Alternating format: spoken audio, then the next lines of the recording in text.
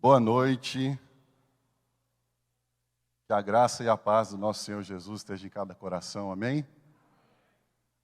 A gente esteja com o nosso coração aberto aí hoje, mais uma vez, para que a palavra de Deus seja ministrada e nós saiamos daqui diferente de como nós entramos.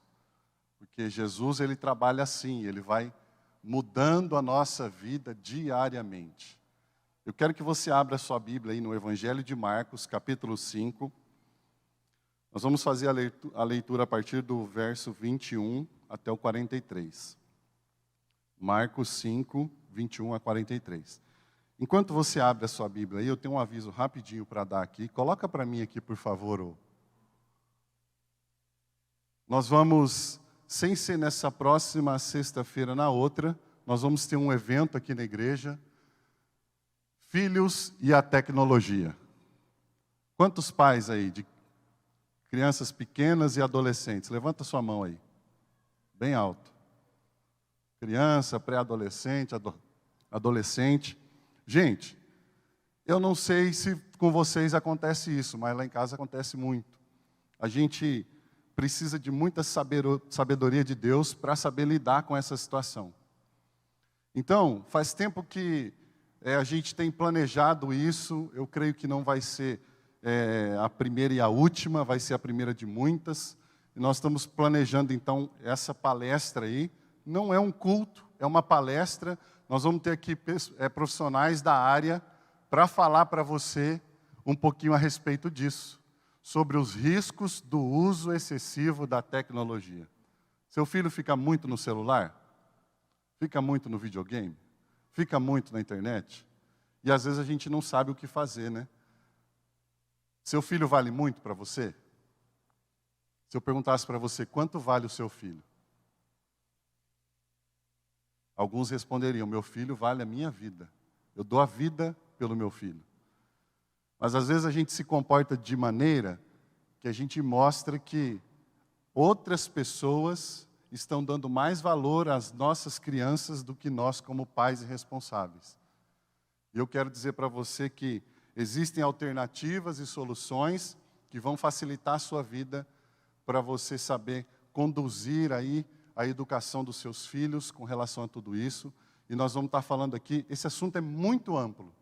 Então nós vamos abordar meio que um panorama inicialmente e depois outras oportunidades nós vamos estar abordando mais especificamente alguns pontos. Então, as vagas são limitadas. Eu quero dizer primeiramente para você que é pai e mãe aqui da igreja, a partir de amanhã, provavelmente na parte da tarde, já vai ter um link lá no nosso site, www.icomu.com.br, e você precisa entrar lá e fazer a sua inscrição. Porque, como todo mundo sabe, a gente tem um espaço limitado, e a gente precisa controlar isso aí. E a partir, provavelmente, de quinta-feira, a gente vai estar fazendo uma divulgação forte, porque isso não é só para quem é da igreja, não é só para quem é cristão, não é só para quem é evangélico. É lógico que nós vamos trazer um ponto de vista dentro daquilo que a gente crê. Né? Então, a partir de quinta-feira, nós vamos estar intensificando as divulgações em redes sociais, nos canais da igreja. Então, você que é pai e mãe, quer participar. O ideal é o pai e a mãe. Se você arrumar alguém para ficar com a sua criança, se não puder, venha o pai, né, ou a pessoa que puder, que é responsável. Tá bom, gente? Então, entra lá, a partir de amanhã, faça a sua inscrição, porque deu as 90 vagas aí, a gente vai encerrar, tá bom? Amém? Vamos ficar de pé e vamos fazer a leitura desse texto?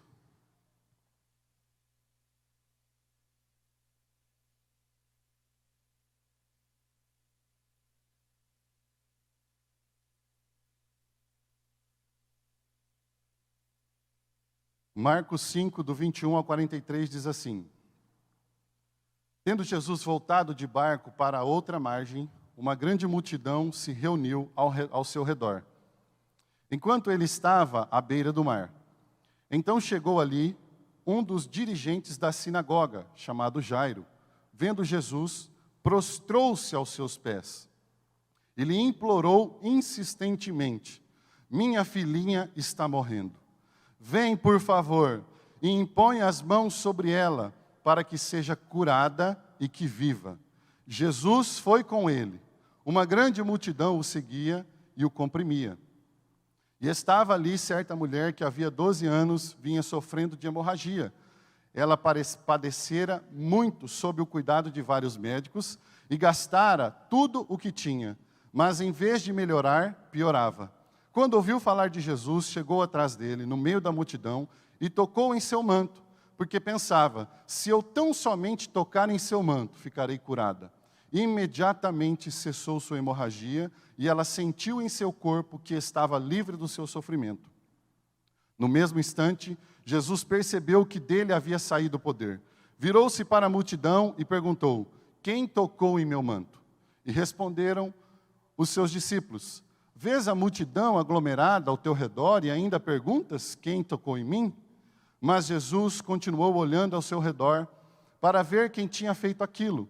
Então a mulher, sabendo o que lhe tinha acontecido, aproximou-se, prostrou-se aos seus pés e, tremendo de medo, contou-lhe toda a verdade. Então ele lhe disse, filha, a sua fé a curou. Vá em paz e fique livre do seu sofrimento. Enquanto Jesus ainda estava falando, chegaram algumas pessoas da casa de Jairo, o dirigente da sinagoga. Sua filha morreu, disseram eles. Não precisa mais incomodar o mestre. Não fazendo caso do que eles disseram, Jesus disse ao dirigente da sinagoga, não tenha medo, tão somente creia. E não deixou ninguém segui-lo, senão Pedro, Tiago e João, irmão de Tiago. Quando chegaram à casa do dirigente da sinagoga, Jesus viu um alvoroço, com gente chorando e se lamentando em alta voz. Então entrou e lhes disse, por que todo este alvoroço e lamento? A criança não está morta, mas dorme. Mas todos começaram a rir de Jesus. Ele, porém, ordenou que eles saíssem. Tomou consigo o pai e a mãe da criança e os discípulos que estavam com ele, e entrou onde se encontrava a criança. Tomou-a pela mão e lhe disse, Talita cumi, que significa, menina, eu ordeno a você, levante-se. Imediatamente, a menina, que tinha 12 anos de idade, levantou-se e começou a andar. Isso os deixou atônitos. Ele deu ordens expressas para que não dissessem nada a ninguém e mandou que dessem a ela alguma coisa para comer. Amém? Coloca a sua Bíblia no banco aí, coloca a sua mão no seu coração. Vamos orar mais uma vez. Pai querido, em nome do Teu Filho Jesus, nós estamos aqui reconhecendo que precisamos da palavra do Senhor, ó Pai. A Sua palavra que é viva e eficaz e que é a única que tem condições de mudar o nosso coração, os nossos pensamentos e o nosso caráter. Nós colocamos todo o nosso ser diante de Ti nesta noite e clamamos insistentemente, Filho de Davi, tem misericórdia de nós. Tem misericórdia da Tua igreja aqui presente. Tem misericórdia, ó Deus, daqueles que nos assistem pela internet. Que esta palavra alcance cada coração, cada vida, cada um daqueles que o Senhor separou nesta noite para estarem ouvindo a Tua santa palavra, Pai. Desde já nós repreendemos toda a ação humana, demoníaca, satânica, que vem para trazer, ó Deus, destruição e vem para roubar a mensagem e a Tua palavra, Pai. Que o Teu Espírito Santo traga luz ao entendimento de cada um de nós, para que nós possamos crescer no conhecimento da palavra e de quem o Senhor é. Oramos e pedimos isso nesta noite, em nome de Jesus. Amém. Amém. Pode sentar.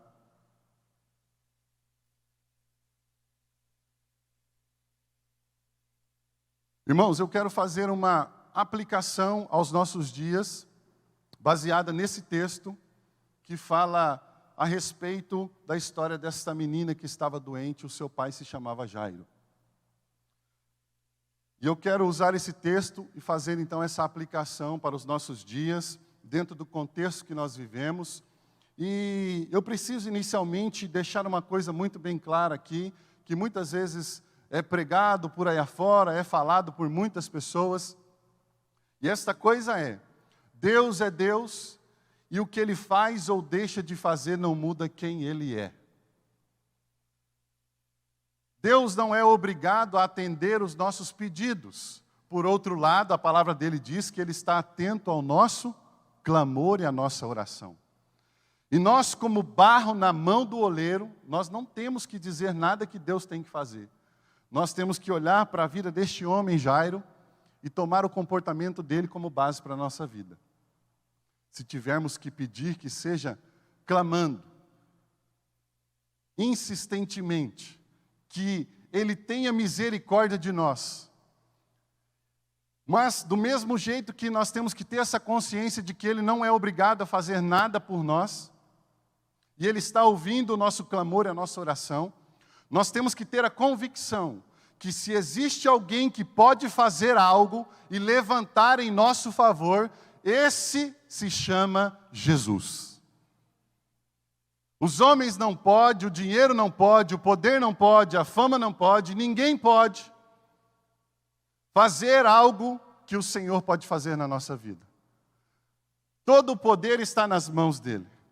Todo o poder emana dEle. Ele é o Deus Todo-Poderoso, glorioso e santo. E esse Deus está aqui hoje. Ele é o motivo de nós estarmos aqui. Se Deus não estivesse aqui, não tinha função nenhuma nós estarmos aqui. Nós estamos aqui para adorar o nome dEle, engrandecer o nome dEle e reconhecer a nossa pequenez e tudo quem Ele é e quem nós somos. Quando a gente reconhece isso, a gente se coloca no nosso lugar e a gente reconhece qual é o lugar de Deus. Esse texto, irmãos, ele vai trazer a evidência de maneira muito clara um assunto que fala a respeito do dia da ruína. O dia mau, o dia do sofrimento, o dia da perca, o dia da dor.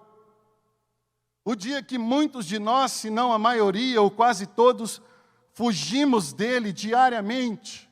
Mas esse dia mau, ele bate à porta de todos. Seja branco ou preto, seja pardo, amarelo, seja grande, pequeno, seja gordo ou magro, seja crente ou não crente. Seja essa pessoa filha de Deus ou não, o mal vai bater a porta dela. E a grande diferença está em como nós vamos agir mediante esse evento onde o mal bate a nossa porta. Nós não estamos imunes à morte, ao mal batendo a nossa porta. E nós vemos então, principalmente nos nossos dias, quando se fala de morte, quantos mortos a gente tem visto ultimamente, principalmente por causa dessa doença que surgiu aí no final do ano passado, o coronavírus, e tem levado tantas pessoas a ficar sem os seus entes queridos. Eu não vim aqui hoje para falar especificamente sobre a morte, mas eu vim para falar para você a respeito do nosso comportamento mediante a morte ou mediante algo ruim na nossa vida. Alguma pandemia, seja ela em qual área for da nossa vida. E nós temos então vários tipos de morte. A morte física, como eu disse agora, que tem matado a muitos aí. Mas nós temos também uma outra morte que tem assolado muitas pessoas, que é a morte emocional. A morte psicológica.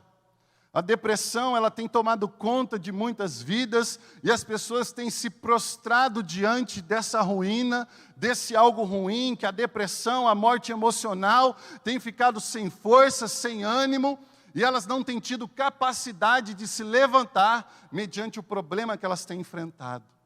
Na sua alma, na sua psique, aquilo que abala a sua estrutura interior, né? E olha, talvez você tenha entrado aqui hoje, meu querido, minha querida, ou talvez você esteja nos assistindo aí,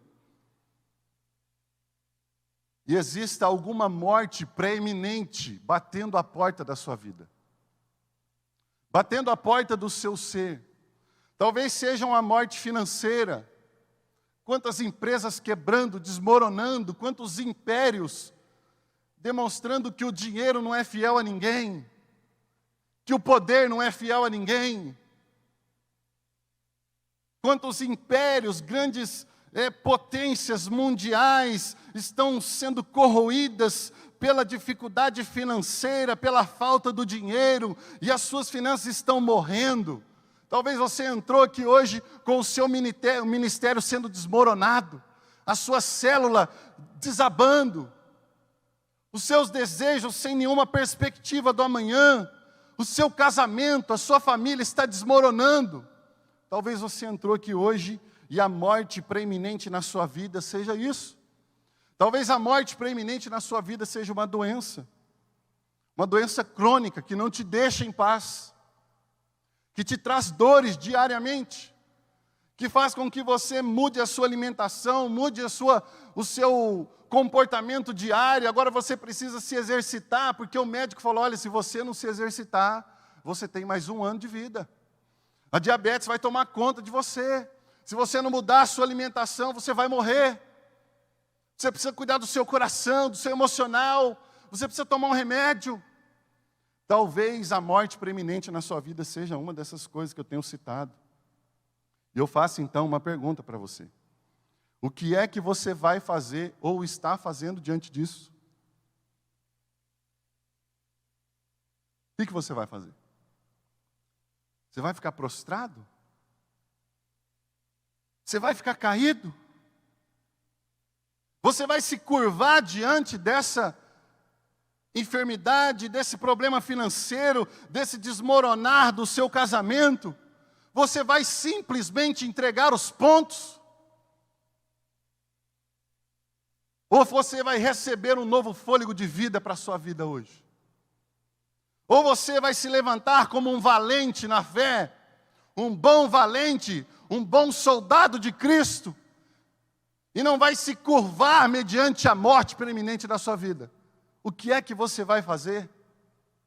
Nós vamos olhar então para esse texto, nós vamos aprender algumas lições através dele.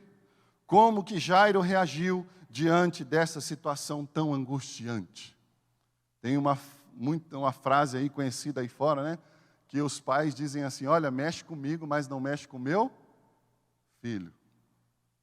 Quando mexe com o nosso filho, parece que é pior do que mexer com a gente. Quando o nosso filho está passando por algum tipo de sofrimento, se nós pudéssemos, nós transferimos aquele sofrimento para nós. Então imaginemos então essa cena. O quanto Jairo estava sofrendo. A morte preeminente batia à porta da família de Jairo.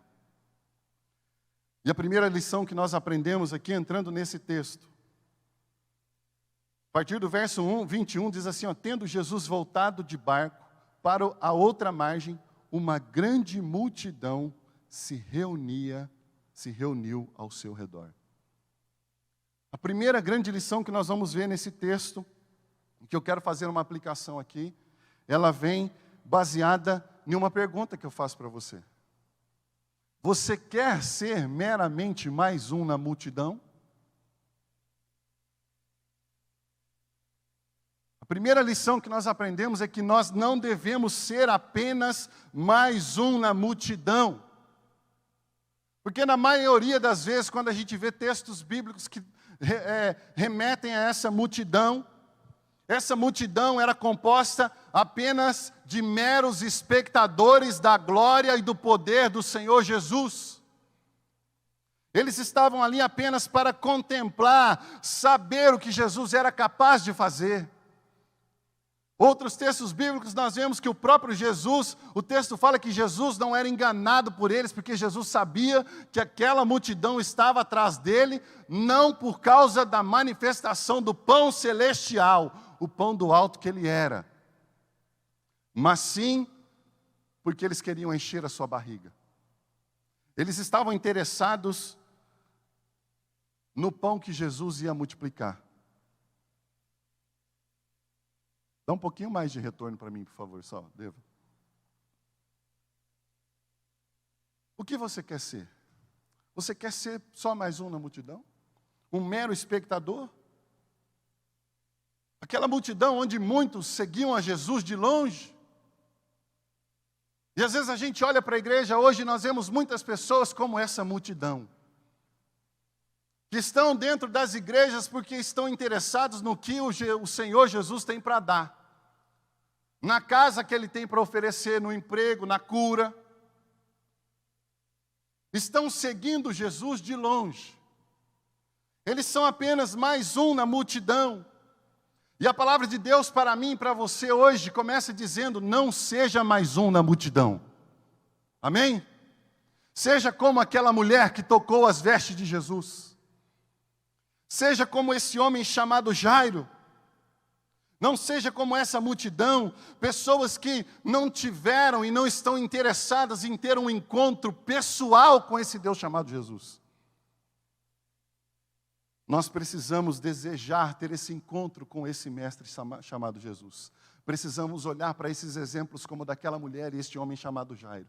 E precisamos ter como alvo atravessar a multidão e tocar nas vestes dele e falar com ele. Amém? Não seja mais um na multidão. Olhando, continuando no verso 22, ele diz: então chegou ali um dos dirigentes da sinagoga, chamado Jairo. Segunda lição que eu quero tirar aqui nesse texto, e nós vamos interpretar nas entrelinhas, do contexto desse texto que nós lemos, é que o homem deve assumir a responsabilidade sobre a sua família. O homem do sexo masculino. Nós, como homens, nós precisamos assumir a responsabilidade a respeito da nossa família. Deus instituiu a figura masculina como sacerdote dentro de casa.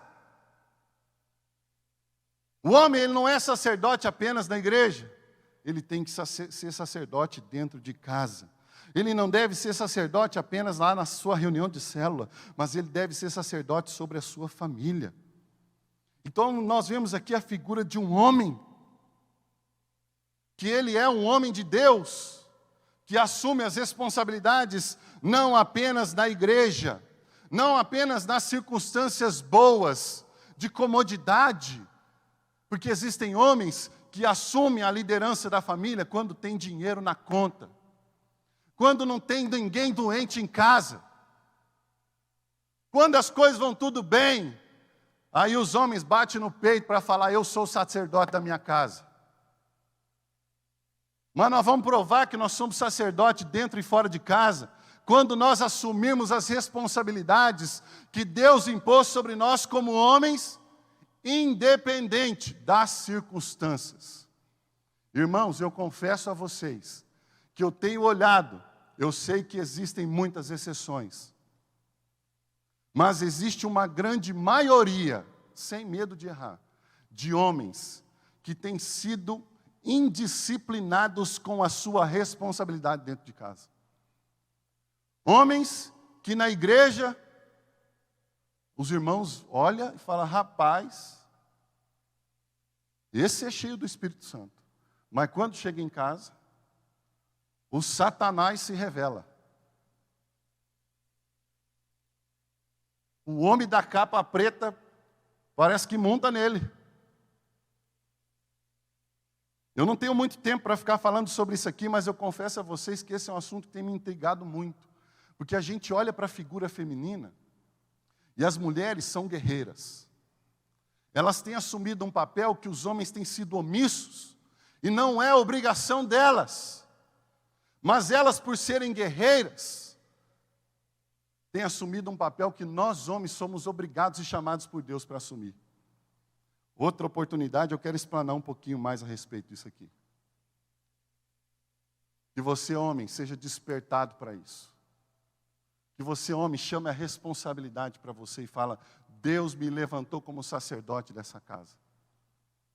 Você precisa assumir a responsabilidade sobre a sua esposa, sobre os seus filhos. Acompanhar como anda a vida espiritual deles. Existia um pastor que já faleceu, o pastor Renê, falava assim: quantos chefes de família nós temos aqui? E muitos levantavam suas mãos, todos orgulhosos. E ele dizia assim: olha, o problema de vocês é esse, porque vocês querem ser chefes, vocês não querem ser pais, vocês não querem ser homens. E a segunda lição que nós aprendemos aqui é que quem foi lá falar com Jesus não foi a esposa de Jairo.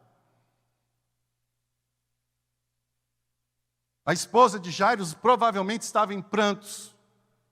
E Jairo, mesmo diante da circunstância ruim, de calamidade, de preeminente morte, da sua filha sofrendo, ele chama a responsabilidade e ele fala: eu vou buscar o Senhor. Quantas mulheres têm sustentado a sua casa em oração, porque os homens não têm assumido o papel do homem. Isso é vergonhoso. Irmãos, a Bíblia orienta os pastores a exortar a igreja. Aqui fica uma palavra de exortação para você, homem, marido, pai. Eu estou exortando você com a palavra. E essa exortação serve para mim. Nós precisamos despertar para a vida. Nós precisamos olhar para o exemplo desse homem chamado Jairo e sairmos em direção a Jesus. Esse homem chamado Jairo, ele era um líder na igreja. Mas ele não era só na igreja, ele era um líder em casa. A atitude dele demonstra isso. Ele era pastor da igreja da época. E todo pastor tem problema com todo ser humano, gente. Às vezes as pessoas olham para os pastores e acham que os pastores não têm problema, mas os pastores têm problema como todos vocês têm. Nós temos problema, às vezes até piores. Mas aquele homem reconhece a sua posição dentro de casa. E ele não era aquele apenas que buscava Jesus nas entrelinhas aqui, dentro da igreja. Ele não era aquele apenas que buscava Jesus no meio dos fariseus e dos mestres da época. Ele era aquele, nos dá o exemplo, que busca Jesus dentro da sua casa, diante dos seus filhos, dos seus problemas, da sua esposa. E não é com palavras que ele diz para a esposa, olha, pode ficar tranquila, não é com palavras. Não é com palavras que ele diz para a esposa, pode confiar em mim. Não é com palavras que ele transmite uma mensagem subliminar para a sua esposa, mas é com a sua atitude de sacerdote, de homem de Deus. E ele sai em direção a Jesus. Aquele homem era responsável pelo culto. E essa lição nós precisamos aprender como homens. Nós temos que ser homem de Deus aqui dentro e lá dentro de casa. Todos de nós precisamos assumir essa responsabilidade. Ainda no verso 22, o texto diz assim: vendo Jesus, prostrou-se aos seus pés. Terceira lição que nós aprendemos é que nós devemos nos humilhar diante do Senhor Jesus. Muitas vezes nós saímos tomando decisões sem consultar a Deus. E quando a consequência vem, aí é que nós vamos para Jesus. Ainda bem que mesmo na consequência veio, né? Fulano está longe, está afastado do Senhor, era apenas mais um na multidão. Aí a crise veio, a preeminente morte veio. Aí ele tomou a decisão de se achegar a Jesus. Esse é o caminho. O ideal é você sempre estar perto dele. Mas se você escolheu esse caminho, e nós vamos entender que existe uma palavra triunfalista exposta no Evangelho, quando nós estamos buscando viver uma vida de conformidade com o que Ele quer para nós. Quando você busca viver um Evangelho em santidade, uma vida que agrada a Deus, existe uma palavra triunfalista sobre a sua vida. Ainda que a sua vontade não seja feita. Mas nós precisamos aqui separar o comportamento pecaminoso.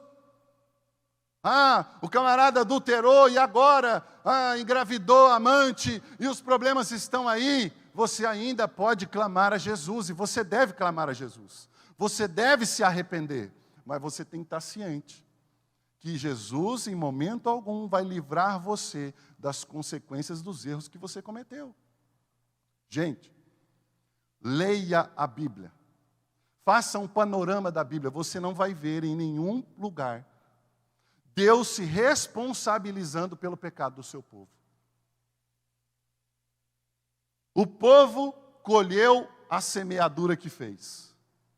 E a consequência sempre vem. Mas independente da situação, nós precisamos olhar para Jairo e tomar a decisão que ele tomou. Não apenas sair ao encontro de Jesus, mas nos prostrarmos aos pés dele. Somente Jesus é a solução. Quando você, meu querido, minha querida, não souber mais o que fazer, clame a Ele. Quando você não tiver mais para onde ir, quando você não souber mais o caminho que você tem que seguir, que trilhar, a decisão que você tem que tomar, prostre-se aos pés de Jesus. É o melhor lugar para você se prostrar. Aquele homem chamado Jairo, em nenhum momento ele se importou com as circunstâncias, com aqueles homens, os chefes, os fariseus, o que eles diriam dele. Em nenhum momento ele teve orgulho, em nenhum momento ele teve soberba, muito pelo contrário, ele se humilhou. Ele se ajoelhou, ele se prostrou, ele não estava nem aí para quem estava vendo. Quem estava à volta. O texto não fala que havia uma multidão à volta. Ele não se importou com a multidão. Ele se prostrou aos pés de Jesus. Não se importe com aqueles que estão à sua volta. Se prostre aos pés dele.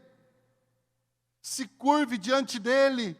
Se humilhe diante dele. Tiago 4,10 diz assim: humilhai-vos na presença do Senhor. Sabe, às vezes a gente precisa se humilhar.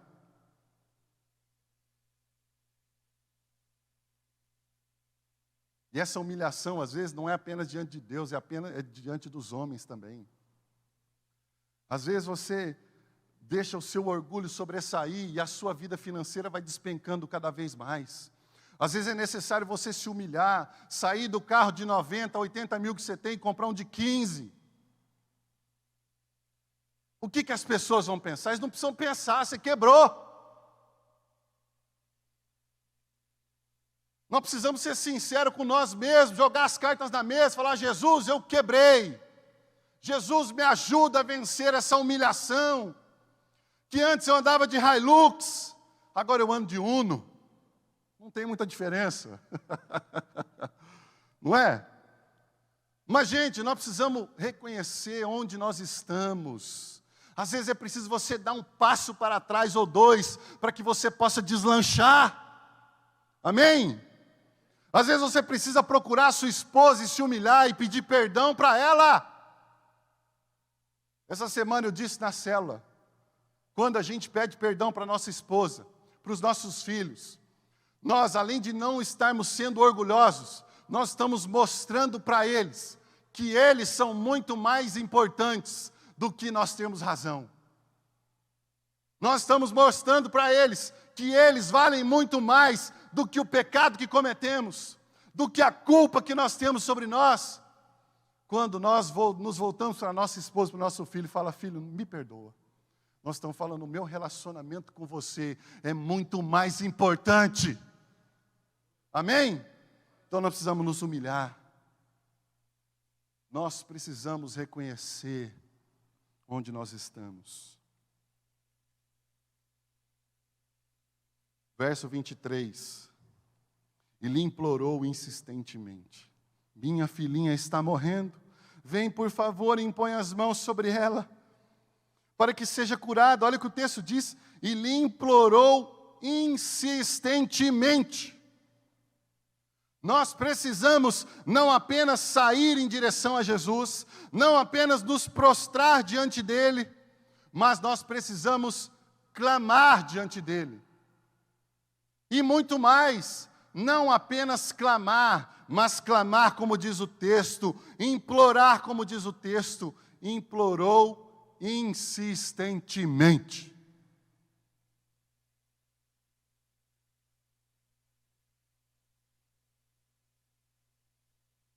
Não apenas clame, seja insistente. Não desista da sua vida financeira. Não desista da sua casa. Não desista do seu relacionamento, do seu casamento, meu querido. Não desista dos seus filhos. Não desista dos seus planos, dos seus sonhos, dos seus projetos. Se prostre diante daquele que pode fazer algo por você e para a sua casa, pela sua família. Não desista do seu ministério. Não desista da sua liderança, da sua célula. Clame a Jesus. E não apenas clame, mas clame de maneira insistente. O grande problema é que muitas vezes nós somos tentados a entrar no meio de uma multidão, a qual é conhecida como a multidão dos murmuradores. E nós estamos sempre prontos a murmurar e a reclamar, e isso demonstra o nosso conformismo com a situação, e nas entrelinhas nós chamamos Jesus de incompetente. O Senhor é incompetente. Porque eu só mostro que Jesus é competente quando eu entendo isso, que eu devo prostrar-me diante dele. Porque o Senhor pode. Porque só o Senhor é Deus, porque só o Senhor é todo-poderoso. É por isso que eu estou aqui em oração, é por isso que eu estou aqui clamando. Eu não sei se o Senhor vai me atender, e se o Senhor atender ou deixar de atender, isso não vai mudar quem o Senhor é para mim. Amém? Não desista da sua casa, meu querido. Você vai entregar os pontos assim tão fácil? Vai abrir mão? Vai desistir da sua vitória? Vai entregar o ouro para o bandido? Ou você vai se prostrar diante de Jesus e se levantar e fazer o que você tem que fazer? O Senhor está nos trazendo essa lição nessa noite. Saia da multidão que reclama. Saia do meio da multidão dos murmuradores em nome de Jesus. Saia do meio da multidão dos que estão conformados com a vida que estão levando. E comece a clamar. Pastor Lucinho tem uma frase que ele diz assim, eu não achei, mas mais ou menos o que eu lembrei. Quanto tempo, quanto mais você passa tempo diante de Deus, menos tempo você vai passar diante dos homens. Quanto mais você entender que quem tem que ouvir o seu clamor é o Senhor Jesus, menos você vai ficar mendigando favores para os homens. Amém? Um dia o pastor falou assim para mim, Anderson, o que é de Deus para você cai no seu colo. Mas nós precisamos clamar. Nós precisamos nos prostrar diante dele. O verso 24, olha que algo glorioso, né? Outra lição. Jesus foi embora. Jesus foi embora? O que Jesus fez? Jesus foi com ele. É uma série de ações e atitudes que nós temos que levar e tomar, que nos servem como lições e nos trazem esse culminar. Que se nós nos humilharmos, Ele virá conosco. Amém? Jesus foi com ele. Após o clamor e a insistência de Jairo, o texto fala que Jesus foi com ele. Olha o que diz o Salmo 51, 17. Um coração quebrantado e contrito, ó Deus, não desprezarás. Hebreus 13, 5 diz assim, conservem-se livres do amor ao dinheiro, e contentem-se com o que vocês têm. O que o pastor Fabrício falou aqui, que Deus deu para nós? Hã? O que Deus deu para você? Deus deu para nós o melhor que Ele tinha. E esse melhor se chama Jesus Cristo. E o texto está dizendo assim de Hebreus 13:5, conservem-se livres. Não tenha apego às coisas dessa vida. Não tenha apego ao poder, à fama, ao dinheiro.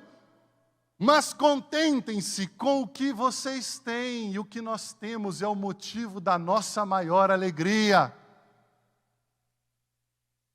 Porque Deus mesmo disse, nunca o deixarei, nunca o abandonarei. Amém? Deus está dizendo para você hoje, contente-se comigo. Hã? Gente, isso é tremendo. Isso é glorioso. Olha, fique feliz apenas comigo, não com o que eu tenho para te dar. Não com a prosperidade que eu tenho para te dar. Deus talvez tenha tudo isso para você. E na sua grande maioria, às vezes Ele tem. Mas Ele está falando para nós uma mensagem, olha, eu sou o seu maior, a sua maior riqueza. Eu sou a sua maior herança. Tudo pode te abandonar, mas o Senhor Jesus jamais vai te abandonar. Jamais. Até você pode abandonar você mesmo, mas Ele nunca vai te abandonar. Ele sempre vai estar de braços abertos, de mãos estendidas para te abençoar, amém? Aprenda isso, aprenda essa lição. É o melhor de Deus para nós. Não existe nada melhor para nós do que o Senhor está conosco. Verso 35, aqui eu vou pular uma parte aqui que eu não tenho tempo para falar do texto, que fala da mulher, do fluxo ali que foi e tocou a Jesus, né, do verso 25 ao 35. Nós vamos continuar aqui com Jairo, e nós vamos ver no verso 35, o texto fala assim, ó, enquanto Jesus ainda estava...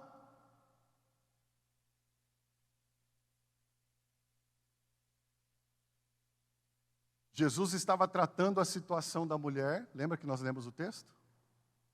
Jesus estava ali falando, a mulher foi lá, tocou nele, falou, quem me tocou? O discípulo falou, mas tem um tanto de gente aqui, o senhor quer saber quem nos tocou? Tocou o senhor? E ele olhando, e a mulher se manifestou, e ele resolveu toda a situação ali, falou, a tua fé te salvou, você está curada. E aí, aqui o texto fala assim no 35, enquanto Jesus ainda estava, imagine a situação, a multidão cercando Jesus, Jesus estava indo em direção à casa de Jairo, e ele foi parado no caminho pela situação da mulher com problema de saúde, com fluxo de sangue. Ninguém podia resolver o problema dela. Então eu imagino talvez a aflição de Jairo. Jesus, pelo amor de Jesus, me ajuda, vamos embora, larga essa mulher aí, não interessa quem tocou o Senhor, vamos, minha filha está morrendo. Aquele homem talvez tenha se desesperado ali um pouco mais do que já estava. E o texto fala que enquanto Jesus estava falando ali, ainda resolvendo aquela situação, chegaram algumas pessoas da casa de quem? Da casa de Jairo. E o que eles fizeram? Sua filha morreu, disseram eles. Imagine a situação, a multidão, Jesus acabando de resolver um problema, e ele fala para Jairo, só um minutinho, Jairo, por favor, só um minutinho, querido. Já vou resolver a sua situação. Entra na fila aí, a fila está grande. Mas só um minutinho, tenha um pouquinho mais de calma, tá? Não pavora o meio de campo não, meu querido. E Jesus está resolvendo a situação, e chega aqueles homens ali e fala, Jairo, ó, já era, filho. Morreu já. Jairo, larga a mão do mestre, vamos embora. Eu imagino Jesus ali. Jesus ouviu o que eles falaram. Jesus está aqui, Jairo, só um minutinho. Morreu, que não sei o que, não adianta mais, larga a mão de Jesus. Tal. Amém, querida? Vai com Deus aí, Deus te abençoe. Tá? E o texto fala assim, ó. E disseram eles, não precisa mais incomodar o mestre. Antes de continuar falando aqui sobre o que Jesus fez, isso às vezes acontece com os de dentro de casa, usados pelo inimigo. O diabo vai usar as pessoas que estão à sua volta para trazer mais desânimo para você, para trazer uma palavra para corromper ainda mais você, de desânimo. Olha, fulano, acabou totalmente a esperança. O diabo é mestre nisso. Olha, não adianta, larga a mão disso, rapaz. Não, larga a mão de ficar indo orar, não abandona, larga a mão disso, deixa Jesus para lá. Você não consegue, você não vai dar conta, já está provado, você não dá conta. Abandone isso aí, rapaz, seu filho não presta, seu casamento nunca deu certo. Sua mãe sempre falou, não casa, filho, com ela. Você quis casar, não queria saber se a água era boa. Uma vez um jovem, eu estou falando da água boa, tinha um jovem amigo meu do pastor Fabrício, ele queria casar e tal, e ele estava vendo um lugar para ele morar, num lugar da cidade que a água era ruim. E os caras falaram, rapaz, a água lá é ruim. Ele falou, meu irmão, não quero saber se a água é ruim. Eu quero casar. E aí as consequências vêm, e as pessoas, olha, um monte de gente falou para você que não ia dar certo, rapaz, e seu filho, o jeito que está, larga a mão disso, abandona isso. O diabo vai usar muitas vezes aqueles que são da sua casa para te desanimar. Desiste dessa mulher, desse homem que não serve para nada. Abandone essa faculdade, rapaz, você não está dando conta. Essa é a voz do diabo. Essa é a voz da multidão. Essa é a voz daqueles que têm dado brecha para Satanás. Porque a voz de Jesus é outra voz. Amém?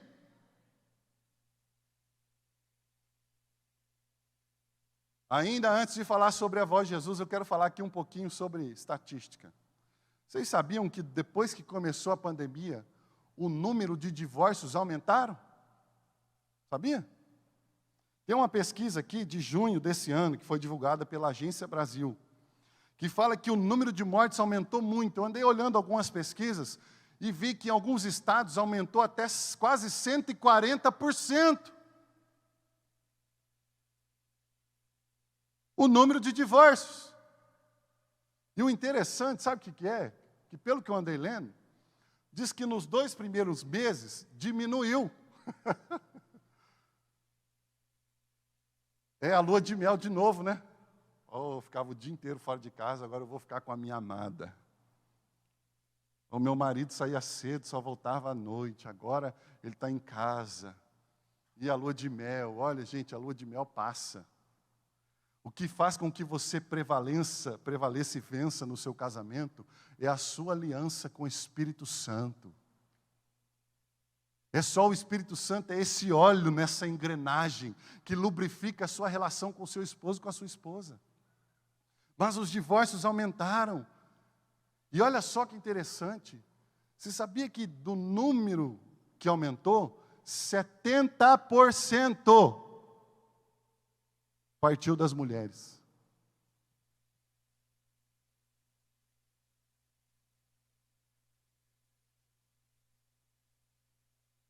Por que vocês acham que 70% do número que aumentou partiu das mulheres?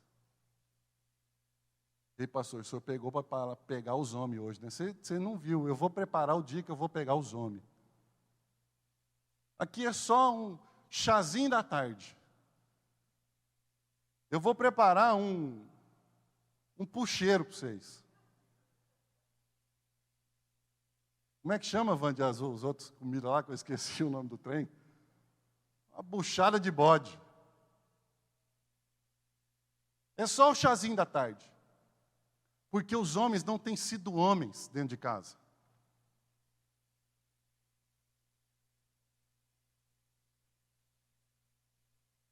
Volto a falar. Sei que muitos têm se esforçado e têm feito o seu papel, mas a grande maioria eu tenho certeza que não. Porque eu vejo isso. Eu vejo na célula, eu vejo na igreja, eu vejo no mundo aí afora.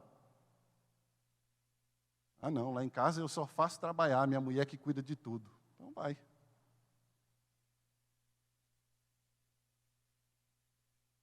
Olhando para esse texto, a gente vai identificar o quê?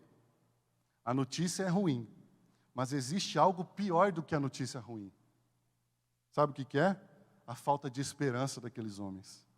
Lamentações 3:21, na revista atualizada, diz assim: quero trazer à memória o que me pode dar esperança. Você precisa andar com pessoas que conhecem a Jesus de verdade, porque elas vão ser usadas por Jesus e trazer palavras de esperança para você, para o seu casamento, para a sua vida financeira, para o seu relacionamento com os seus filhos, e tudo isso que eu já falei. No verso 36, ele diz assim, qual foi a resposta de Jesus? Não fazendo caso do que eles disseram. Lembra lá de Jesus ali, ouviu a conversa? Jesus simplesmente ignorou a informação. Não fazendo caso do que eles disseram. Qual que é a lição que eu aprendo aqui? Que Jesus, quando se levanta para nos abençoar, e aqui eu separo a questão do pecado, porque o pecado tem consequências, mas ele decide abençoar você e fazer um milagre na sua vida. Ele age de maneira incondicional às circunstâncias.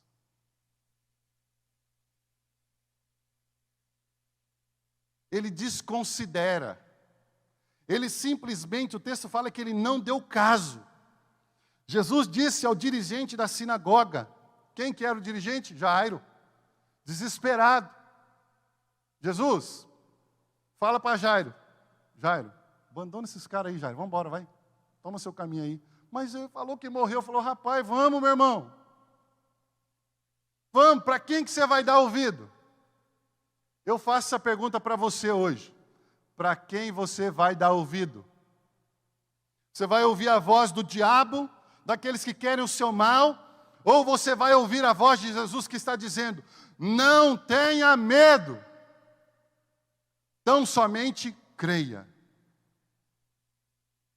E o texto me mostra algumas coisas aqui, eu já estou indo para o final. Quem não crê, não vê milagres. Sabia disso? Quem não crê, não vê milagres. Jesus não operou milagres na sua própria terra. E o texto de Mateus 13, 57 e 58 diz assim, ó. E ficavam escandalizados por causa dele. Mas Jesus lhes disse, só em sua própria terra e em sua própria casa é que um profeta não tem honra. E ele continua dizendo no verso 58, e não realizou muitos milagres ali, por causa da incredulidade deles.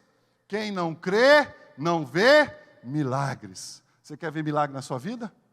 Você precisa ter fé. Você, pastor, eu não tenho fé. Peça a Deus. Fala, Senhor, me dá fé nessa noite. Porque o seu casamento, como diz os aparelhos, parou de bater. A esperança que você tinha na sua família acabou. Senhor, eu não tenho mais fé. Fala, Senhor, aviva a minha fé nessa noite. Eu quero ouvir a tua palavra para mim. Eu quero ouvir o que o Senhor tem para mim, a sua bênção, a sua voz poderosa. Jesus não realizou muitos milagres na sua terra por causa da incredulidade daquele povo. O verso 37 fala assim, e não deixou ninguém segui-lo. A multidão dos incrédulos, Jesus falou, vocês podem ficar tudo aí.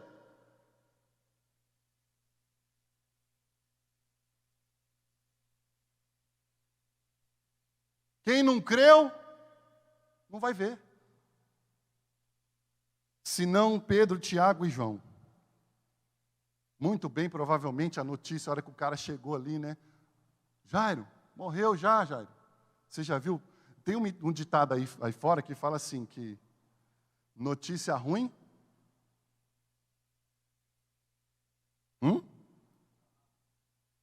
Chega rápido. Espalha rápido. Jairo, morreu, larga a mão de Jesus. Eu até vejo alguns ali e falo, ih, já era. Vamos embora, isso aí já não tem mais jeito não. Faleceu. Não tem mais batimento. E Jesus deixa a multidão de lado. Verso 38. Quando chegaram à casa do dirigente da sinagoga, Jesus viu um alvoroço, com gente chorando e se lamentando em alta voz. Então entrou e lhes disse, que tropelo é esse aqui, gente? Não é possível um negócio desse. Eu estou trazendo para o dia de hoje, né? Jesus chegando na casa da morte preeminente, da calamidade, da ruína, o povo tudo chorando e pranteando e se lamentando em alta voz, e Jesus fala, não é possível. Não, vocês não estão me conhecendo, não. Não, vocês não sabem quem que chegou na parada, não, gente. Não é o pastor Anderson, não, vocês sabem. Ué, quem que vocês acham que chegou aqui? Foi o pastor Fabrício ou o pastor Anderson? Não, sou eu, Jesus. Por que vocês estão chorando, gente? Por que todo esse alvoroço e lamento? A criança não está morta. Deus está liberando uma palavra sobre a sua vida hoje, amém? Ainda não morreu, amém? Levante a sua mão, meu querido, você crê? Você precisa ter fé. Só experimenta o milagre aquele que crê. O incrédulo não vê o milagre. Deus está liberando uma palavra sobre a sua vida hoje, e Jesus está dizendo, apenas dorme.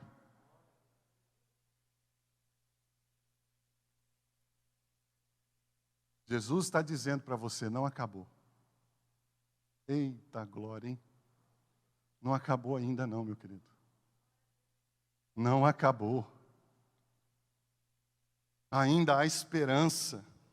Você precisa se fortalecer, fortalecer a sua fé. É isso que ele está dizendo. Abacuque 3, 17 a 19 diz assim: mesmo não florescendo a figueira e não havendo uvas na videira, mesmo falhando a safra de azeitonas e não havendo produção de alimentos nas lavouras, nem ovelhas no curral, nem bois nos estábulos, ainda assim eu exultarei no Senhor e me alegrarei no Deus da minha salvação. Tudo está falando que morreu, mas a palavra de Deus é: não morreu. Ainda há esperança. O Senhor, o soberano, é a minha força. Ele faz os meus pés como os dos servos, faz-me andar em lugares altos. Continua no verso 40, ele diz assim: mas todos começaram a rir de Jesus. Talvez você está aí hoje olhando para essa palavra e você está rindo dentro de você aí. Talvez você está me assistindo e fala: você está rindo. Aqueles homens começaram a rir porque eles não tinham fé. Ainda no verso 40 fala: ele, porém, ordenou que eles saíssem. Quem não crê, não vê milagre. Vocês estão rindo? Fica lá fora, por favor. Pode todo mundo lá para fora. Quem não crê, quem não tem fé, não vê milagres. E tudo vai continuar como sempre foi na vida de quem não crê. Mas nós não somos dos que não creem. Nós somos dos que creem. Amém? Vamos ficar de pé? O texto no verso 40 ainda diz assim: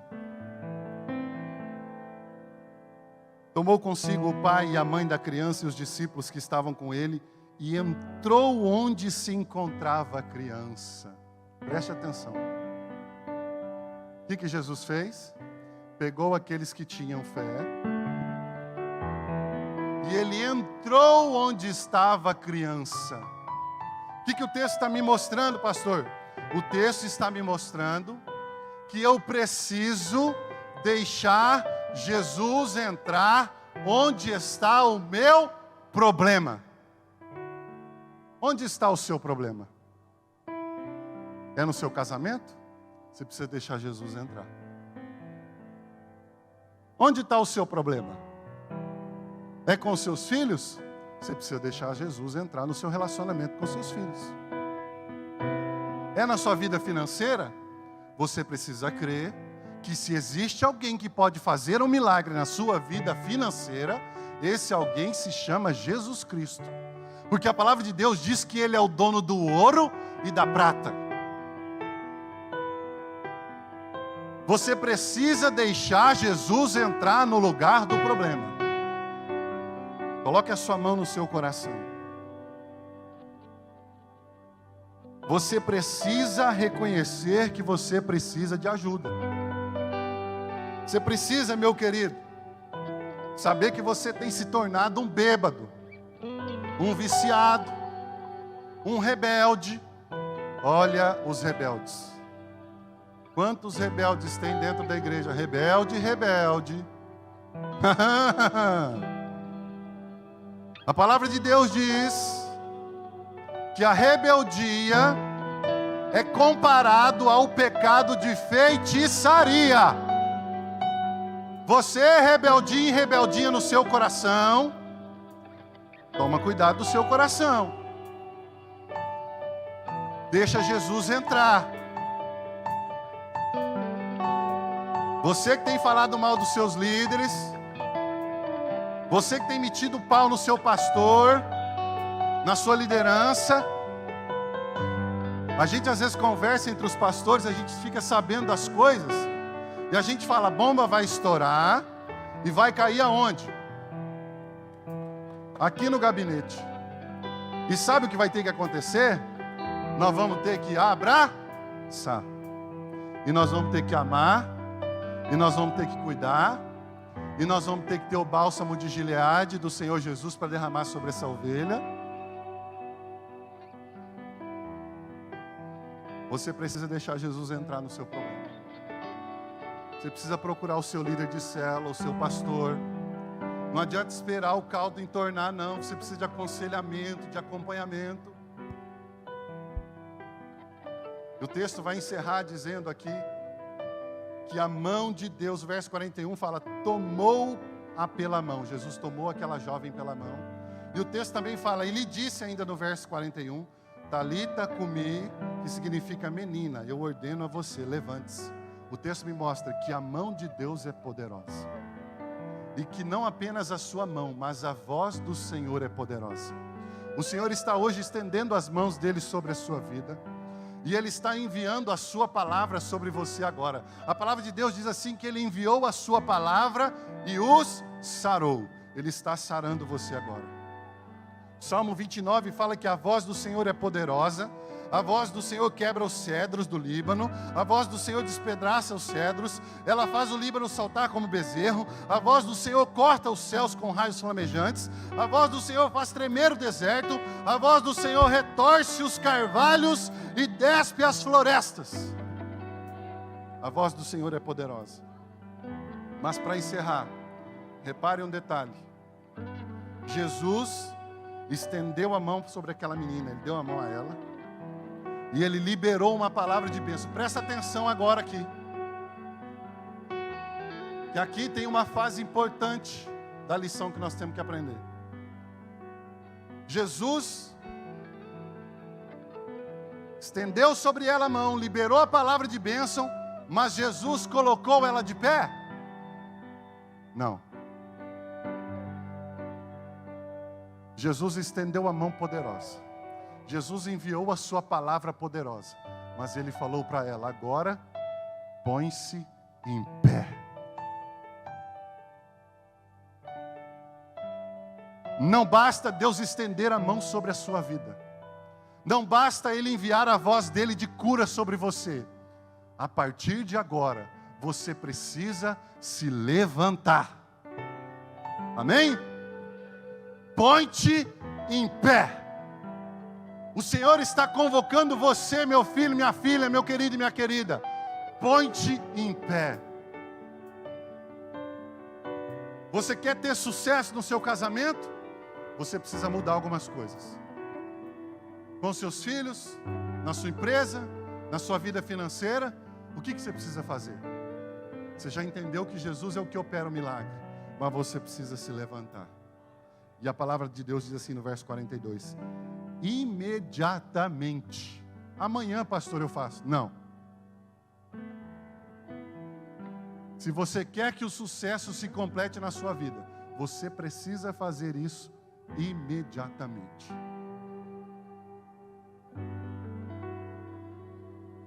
Vamos orar. Senhor, em nome do Teu Filho Jesus, nós Te bendizemos, nós Te glorificamos por essa palavra. Que nós possamos olhar para o Teu servo chamado Jairo e aprender com as decisões daquele homem. Que aqueles que entraram aqui hoje com a morte preeminente na sua vida, eles receberam uma palavra de esperança. O Senhor estendeu sobre eles nesta noite a sua mão poderosa. O Senhor liberou sobre eles nesta noite a tua voz poderosa. Mas é necessário, Senhor, que eles se coloquem de pé diante das circunstâncias, para que o milagre seja completo na vida deles, ó Pai. Eu peço, Senhor, Espírito Santo, ajuda os teus filhos e filhas, e que eles possam tomar as melhores decisões, que eles recebam sabedoria do alto, para chegarem na sua casa e tratar o que deve ser tratado. Perdão um com o outro, entre marido e mulher, pais e filhos, entre liderado e líder, que haja reconciliação, que haja a bênção do Senhor, que eles busquem sabedoria nos estudos, no seu trabalho, na sua faculdade, nos seus relacionamentos, ó Deus, com a sociedade, ó Deus, que em tudo eles sejam prósperos através da sabedoria que o Senhor há de liberar sobre eles nessa noite, Pai. Assim nós oramos, Te louvamos e Te bendizemos, em nome de Jesus. Amém. Amém? Pastor Fabrício, o louvor vai tocar uma canção. Deus te abençoe em nome de Jesus. Amém? Preciso